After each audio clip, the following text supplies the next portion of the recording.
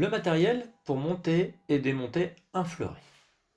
Un petit tournevis pour monter et démonter la tête de pointe, une clé plate qui peut être accompagnée d'un gros tournevis, une clé creuse ou une clé Allen, un briquet et une pince à bec.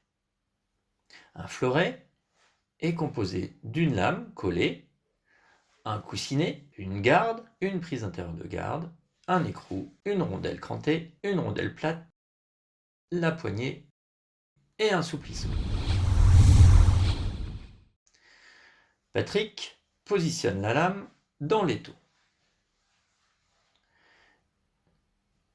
Il met le souplisseau jusqu'à la base de la soie. Il positionne la garde, la prise intérieure de garde. Il met le fil à la perpendiculaire de la soie et il positionne ensuite le coussinet, la poignée. Attention de bien mettre la rondelle pour bien la fixer. Une fois la poignée fixée, il fait le câblage, c'est-à-dire qu'il relie le fil de lame à la prise intérieure de garde. Il prépare la prise intérieure de garde. Ensuite, étape importante, il brûle le fil de lame pour le rendre conducteur. Il va gratter pour enlever la suie. Une fois bien propre, le fil va être positionné entre la rondelle et la vis de la prise intérieure de garde.